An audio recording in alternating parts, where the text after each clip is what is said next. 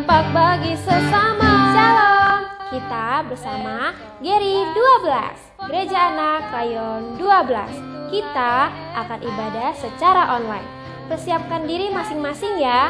Ingat, no drink, no food, no cell phone. Selama doa, pujian, dan firman Tuhan. Yuk kita beribadah. Melakukan kehendak Bapa pada zaman ini.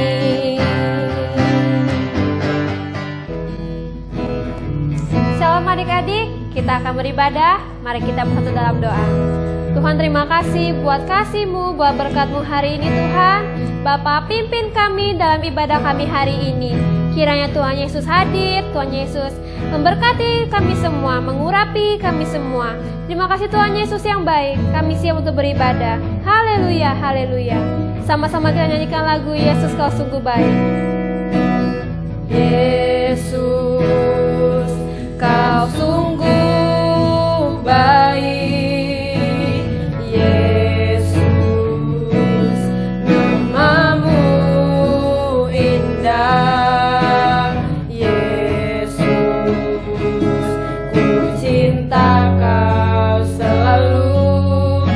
Tinggikan, ku agungkan selamanya. Yesus, Kau sungguh baik. Yesus,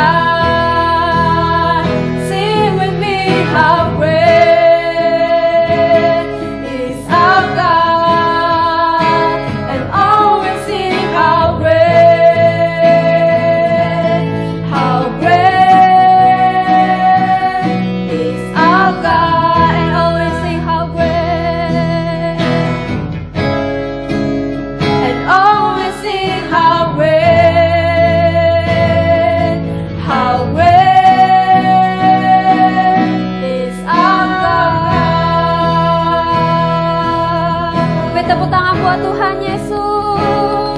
Haleluya. Terima kasih Tuhan. Terima kasih Tuhan Yesus. Terima kasih Bapa yang baik. Sungguh Tuhan, terima kasih buat segala kebaikan-Mu, buat segala berkat-Mu sampai hari ini Tuhan. Kami sungguh bersyukur, kami sungguh berterima kasih ya Tuhan Yesus. Terima kasih Tuhan yang baik. Haleluya, haleluya. Amin.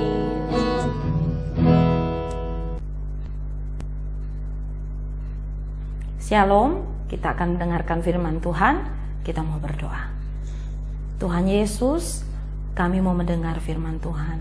Berkati hati kami, jadikan kami murid untuk kami belajar firman Tuhan. Kami mengucap syukur dalam nama Tuhan Yesus. Amin. Adik-adik, hari ini kakak mau cerita tentang berubah. Sebelumnya kakak punya gambar. Ini ya. Ini dia gambarnya.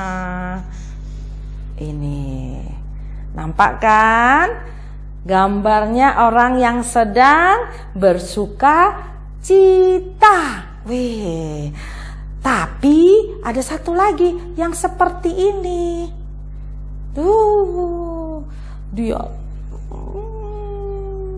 dia sedih. Adik-adik pilih yang ini atau yang ini? Yang ini atau yang ini? Kalau kakak sih pilih yang ini. Bersukacita, selalu senyum, bahagia. Terus apa hubungannya dengan berubah? Kita nanti lanjutin, tapi kita mau lihat dulu teman-teman kita yang lainnya. Yang pertama, ada yang sedang sedih. Dia sedang menangis. Aku kesepian, aku sedih. Dia merasa sendiri. Kenapa? Siapa yang pernah ngerasain seperti itu? Kakak juga pernah rasa. Waktu orang tua kakak, waktu papa kakak meninggal, kakak sedih banget. Kenapa sedih? Iyalah, kan gak bisa juga berangkat ke sana, ke rumah bapaknya kakak. Hanya bisa nangis, sedih. Terus mungkin sedih karena apa? Papa mama tinggal pergi, kita di rumah sendirian. Aduh, sedih di rumah sendirian. Atau sedihnya gini lagi, kita sekarang gak punya teman. Bukan gak punya teman gimana, bisa telepon sih, bisa VC sih, tapi gak bisa main seperti dulu. Dulu kita bisa main, di sekolah bisa main, bisa lari-larian. Sedih karena corona ini, aduh sedih. Aduh, sedih sekali. Tapi ada juga yang kedua, yaitu nih yang kedua adalah orang yang sedang ngantuk aja kerjanya. Dia malas. Disuruh ini gak mau, disuruh itu gak mau. Maunya tidur terus, maunya rebahan terus. Generasi rebahan hari-hari ini maunya main terus. Karena saking malasnya main terus. Maunya jalan-jalan terus. Baru ada corona, gak bisa jalan-jalan, nanti kena malas. Padahal di firman Tuhan kalau malas bisa jadi miskin. Terus apa lagi? Suruh belajar karena sekarang banyak PR, banyak tugas. Belajar online. Aduh, bosan, capek, banyak tugas, malas. Padahal itu tugas dari sekolah. Terus sampai begini lagi, disuruh papa mamanya bantu. Ayolah di rumah mumpung sapu. Oh gak mah, capek. Padahal capek apa coba? Itu yang malas. Sekarang ada lagi yang ketiga. Yang ketiga adalah orang yang takut. Takut apa tuh? Ada yang takut mati lampu. Mama takut mati lampu. Ada juga yang takut kenapa? Mama itu kok goyang-goyang lampunya ya. Padahal gak ada apa-apa. Mungkin tikus yang sedang jalan bikin goyang-goyang atau ada angin. Ada lagi yang mama takut ke kamar mandi, takut mama antar, mama takut.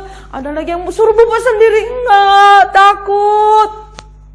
Ada yang sedih, ada yang malas, ada yang takut. Waduh, seperti apa ini?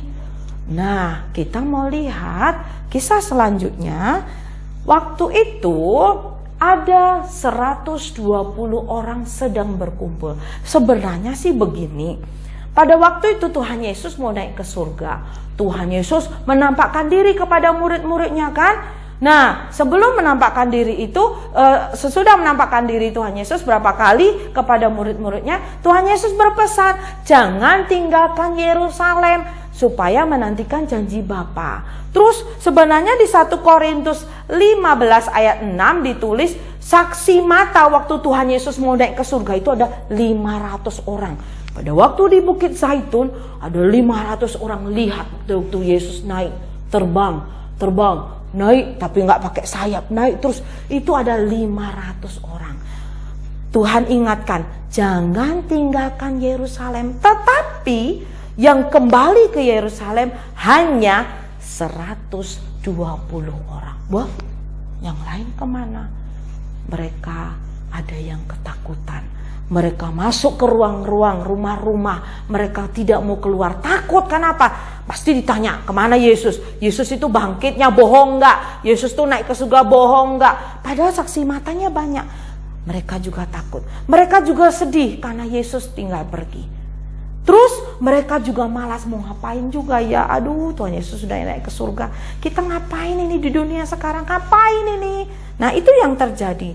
Nah, tetapi 120 orang taat, mereka berkumpul dan berdoa. Kita lihat di Kisah Para Rasul 2 ayat 1 sampai yang keempat.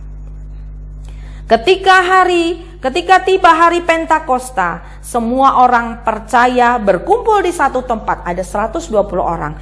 Tiba-tiba turunlah dari langit suatu bunyi seperti tiupan angin keras yang memenuhi seluruh rumah di mana mereka duduk. Dan tampaklah kepada mereka lidah-lidah seperti nyala api yang bertebaran dan hinggap pada mereka masing-masing. Pada waktu 120 orang ini berkumpul, tiba-tiba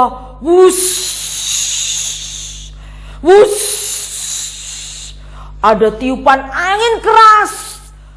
120 orang murid dibaptis Roh Kudus.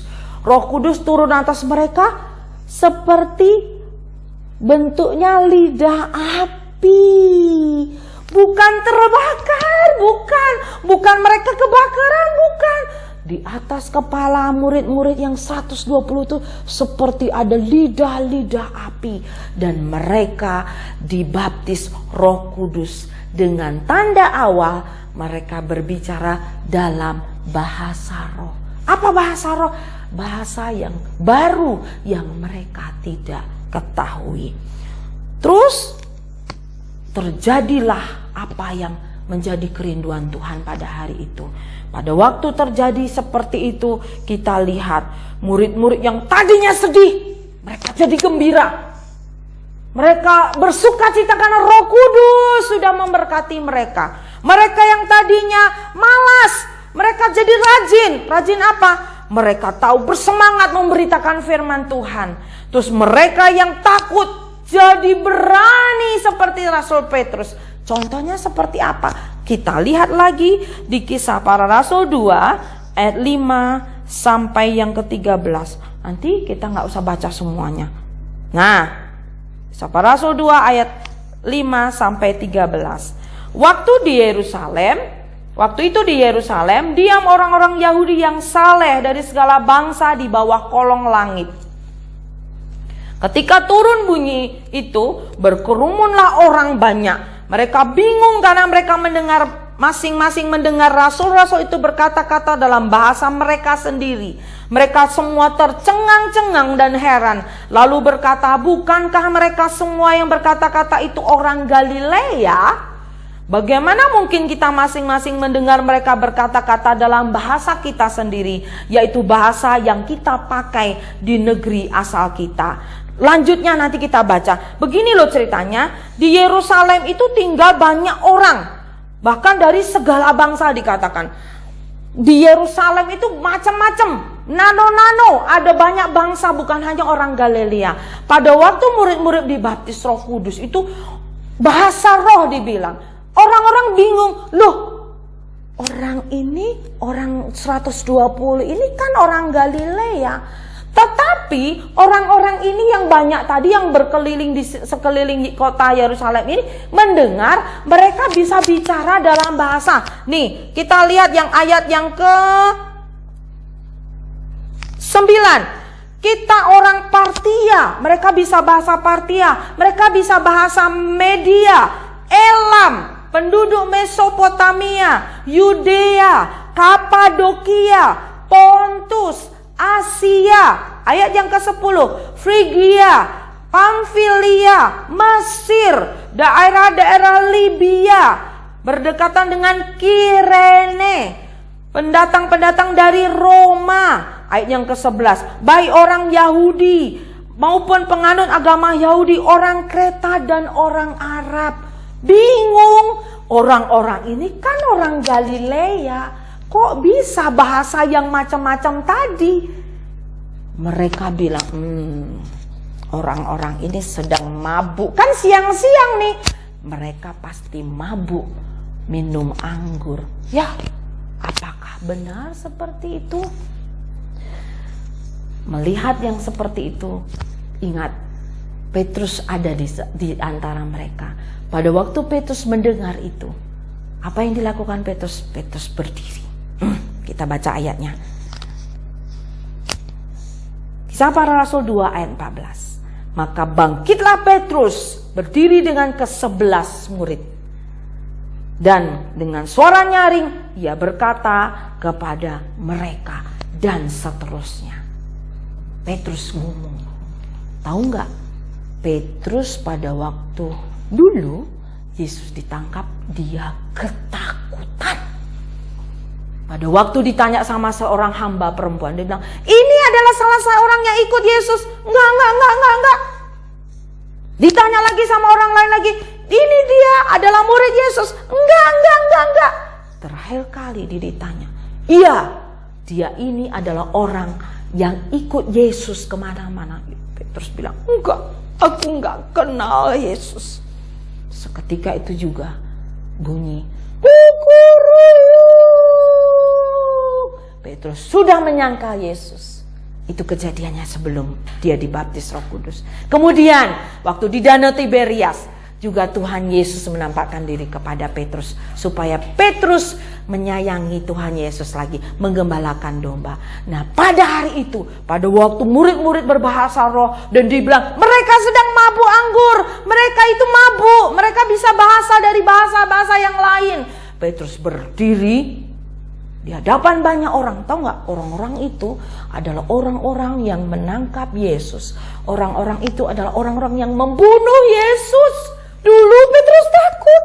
Tapi apa yang dilakukan Petrus? Dia berdiri, dia berkhotbah. Harusnya hitung.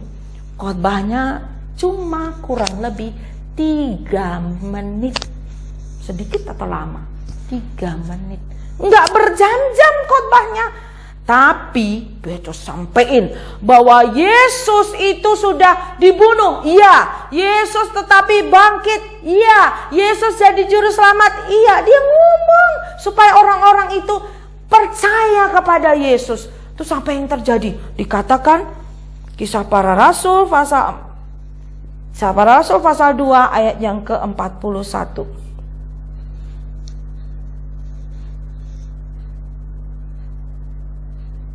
Orang-orang yang menerima perkataannya itu memberi diri dibaptis, dan pada hari itu juga jumlah mereka bertambah kira-kira 3.000 jiwa. Petrus khotbah enggak pakai lama, Petrus khotbah enggak berjam-jam. Dari yang dulunya takut, dia bisa menyampaikan firman Tuhan bahwa Yesus hidup. Yesus adalah juru selamat. Orang-orang pada menangis. Orang-orang bilang, aku mau memberi diri dibaptis karena Petrus khotbah. Dan akhirnya jumlah orang-orang yang tadinya 120 ditambah menjadi 3.000 orang percaya. Karena Petrus sudah diubahkan oleh Roh Kudus. Dahsyat. Adik-adik boleh lihat perubahan yang terjadi karena Roh Kudus sudah ada pada diri Petrus. Yang dulunya takut diubah menjadi orang yang berani. Peristiwa selanjutnya, Petrus bisa membuat mujizat karena Tuhan Yesus ada bersama dia. Roh Kudus ada bersama dia. Dia bisa menolong orang yang lumpuh. Orang yang lumpuh bisa sembuh. Apa yang Yesus lakukan dulu, Petrus bisa lakukan bersama dengan Tuhan. Tuhan Yesus memberikan keberanian buat dia untuk menyampaikan berita firman Tuhan. Coba lihat baik-baik. Roh Kudus mengurapi dia. Roh Kudus menjadikan murid-murid yang tadinya sedih. Sedih ngapain? Kami ditinggal oleh Yesus, mau ngapain lagi kami? Tapi mereka tahu sekarang Roh Kudus bersama dengan mereka. Mereka tidak rasa sendiri lagi. Roh Kudus bersama-sama dengan mereka yang menolong mereka. Sehingga mereka tahu bahwa ada Roh Kudus bersama-sama dengan mereka. Mereka tidak lagi merasa aduh malas. Tetapi yang terjadi adik-adik, keberanian dari Roh Kudus, mereka membuat semangat, mereka mau menyampaikan firman Tuhan, sama seperti Petrus, tidak takut lagi, dan Roh Kudus mengurapi mereka. Hari ini kita memperingati Pentakosta, hari yang ke-50, di mana Tuhan Yesus naik ke surga dan dikatakan Roh Kudus turun. Kisah Para Rasul 1 ayat 8. Tetapi kamu akan menerima kuasa kalau Roh Kudus turun ke atas kamu. Kamu akan menjadi saksiku di Yerusalem, Yudea, dan Samaria, dan sampai ke ujung bumi. Pada waktu kita terima Roh Kudus, kita akan dipenuhi, kita akan diberikan keberanian untuk berani bersaksi kepada orang lain. Yang tadinya kita takut, kita jadi berani. Kita berani menyampaikan firman Tuhan. Yang kita tadinya sedih, kita jadi semangat karena tahu Roh Kudus bersama dengan kita. Roh Kudus menghibur kita. Kita yang tadinya merasa sepi, enggak lagi. Roh Kudus bersama dengan kita. Perubahan terjadi. Bukan seperti berubah seperti Power Ranger, tapi berubah menjadi seperti yang Tuhan mau. Hari ini, apakah kamu mau juga berubah? Kalau Petrus diubahkan karena Roh Kudus bersama dengan dia, kita juga mau berubah kepada arah yang lebih baik. Yang mau berubah, yang mau sungguh-sungguh, mari lipat tangannya dan tutup matanya. Kakak akan berdoa untuk kita semua. Terima kasih Tuhan Yesus. Kami tahu Roh Kudus Engkau yang hadir. Kami tahu Roh Kudus Engkau yang mengurapi setiap kami. Roh Kudus yang hadir, Roh Kudus yang sudah dicurahkan buat setiap kami hari ini, Roh Kudus yang diberikan oleh Yesus sendiri untuk memberikan kami keberanian, untuk memberikan kami semua untuk menjadi tidak takut lagi. Kami tahu Roh Kudus tidak tinggalkan kami. Kami ada selalu, Tuhan Yesus ada selalu atas kami. Ini semua kami juga mau diubahkan sama seperti Petrus diubahkan dan menjadi lebih baik karena Roh Kudus tercurah atas kami. Mari datanglah Roh Kudus mengurapi kami. Datanglah Roh Kudus memenuhi setiap kami. Mari katakan, datanglah sekarang, penuhi kami dengan urapanmu. Urapi kami sekarang ini dengan api Roh. Datanglah sekarang, datanglah sekarang, penuhi kami dengan kuasa-Mu. Amin. Urapi kami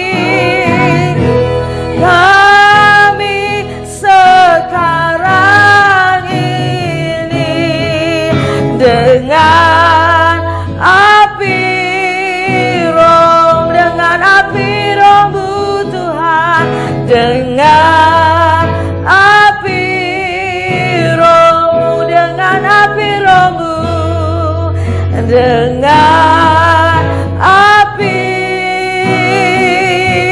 Roh.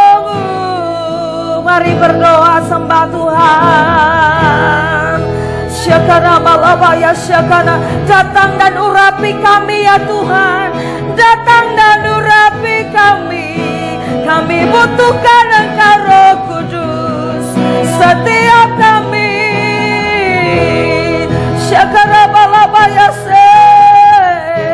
Pengurapan-Mu kami di rumah-rumah. Ada Roh Kudus memberikan kekuatan, memberikan keberanian untuk kami tidak takut, untuk kami tidak sedih. Kami tahu ada Roh Kudus bersama kami. Kami berani, kami semangat, kami tidak malas lagi. Roh Kudus memberikan kami semangat. Kami harus menyelesaikan amanat agung Tuhan Yesus. Hari-hari terakhir sudah dekat. Kami harus selesaikan amanat agung. Tuhan Yesus segera datang. Harus banyak orang, jiwa-jiwa diselamatkan. Berikan keberanian buat kami menyampaikan firman Tuhan. Syakarabalabaya, syakarabalabaya, syakarabalabaya. Syakarabalabaya, syakarabalabaya, syakarabalabaya. Mulai dari kami Tuhan, ada perubahan yang baik dari setiap kami. Roh Kudus mengurapi kami, bukan hanya berkata-kata dalam bahasa roh, tetapi kami juga diubahkan seturut maunya Tuhan. Hari-hari terakhir sudah tiba. Siapkan kami untuk menyelesaikan amanat agung Tuhan Yesus, memberitakan firman sampai ke ujung bumi. Pakai setiap kami, sama seperti Petrus dipakai Tuhan luar biasa. Tuhan pakai kami, sekalipun kami masih kecil, masih anak-anak, bahkan beranjak kepada remaja. Kami diberikan keberanian, kami diberikan Roh Kudus-Mu, kami diberikan urapan-Mu untuk setiap kami, untuk melayani Tuhan Yesus di hari-hari akhir. Berikan kami keberanian itu Roh Kudus. Roh Kudus yang menolong setiap kami, Roh Kudus yang memampukan setiap kami. Terima kasih Tuhan. Kami butuhkan Roh Kudus. Yesus naik ke surga, bukan berarti Yesus meninggalkan kami, tetapi Roh Kudus dicurahkan untuk kami, karena kami tahu kami tidak sendiri. Kami bersama dengan Roh Kudus sampai akhir zaman. Tuhan Yesus yang akan menyertai setiap kami. Terima kasih buat hari ini. Biar hidup kami berubah, karena Roh Kudus ada bersama dengan kami. Terima kasih Tuhan Yesus. Terima kasih buat hari ini. Pengurapan-Mu terus hari ini dan selanjutnya. Biar Roh Kudus penuh atas hidup kami. Terima kasih Tuhan Yesus. Dalam nama Tuhan Yesus kami berdoa. Haleluya. Amin.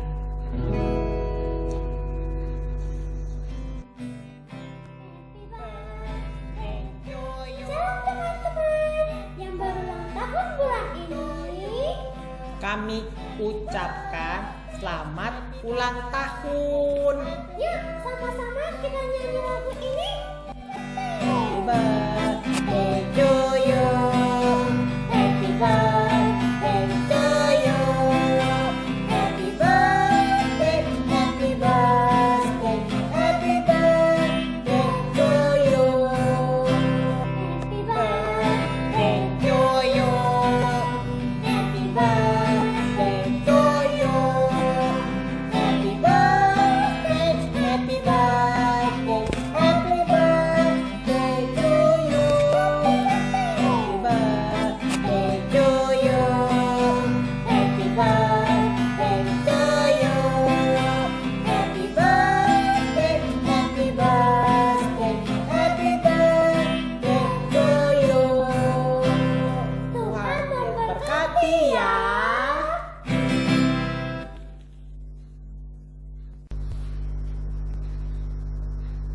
Kita berdoa syafaat. Mari angkat tangannya.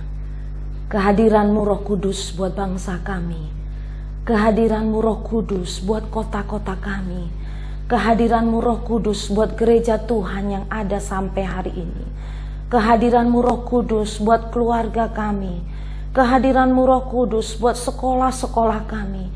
Kami tahu Roh Kudus hadir dan membawa perubahan. Demikian menjadi kerinduan kami atas bangsa, atas kota, atas keluarga kami, atas gereja Tuhan, atas keluarga kami, semua kami. Roh Kudus hadir. Terlebih hari-hari ini, di masa-masa corona, di masa-masa terjadi goncangan ekonomi, kami butuh Roh Kudus lebih lagi. Kuatkan setiap kami, untuk kami tidak takut, untuk kami menjadi berani, bersaksi kepada banyak orang, karena Tuhan Yesus segera datang. Terima kasih Roh Kudus, buat hari ini kami mengucap syukur, kami berdoa buat semua kami. Dalam nama Tuhan Yesus kami berdoa. Amin. Shalom anak-anak yang Opa kasihi. Sebelum kita mengakhiri ibadah ini, maka Opa akan melepaskan berkat buat kalian semuanya dari Tuhan Yesus Kristus. Mari angkat tanganmu dan angkat hatimu di hadapan Tuhan.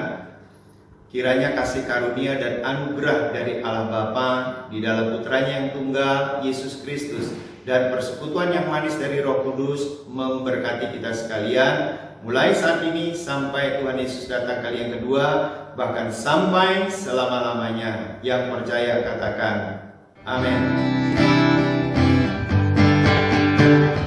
Ku mau jadi seperti Yesus dan berdampak bagi sesama. Terima kasih Opa Gede, terima kasih kakak-kakak yang melayani hari ini. Tuhan Yesus memberkati ya. Teman-teman, kita akan jumpa lagi dalam ibadah online selanjutnya. Kita bisa buka di YouTube dan Facebook GBI Gihon Rayon 12. Kami tunggu ya. Sampai jumpa lagi. We love you and God bless you.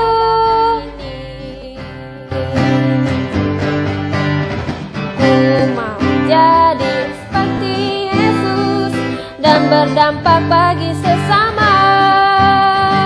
Restorasi Pondok Daud, itulah DNA-nya. Menjadi prajurit Kristus yang gagah perkasa, yang bergaya hidup doa pujian penyembahan, bersama-sama siang dan malam melakukan kehendak Bapa pada zaman ini. Menjadi prajurit Kristus yang gagah perkasa.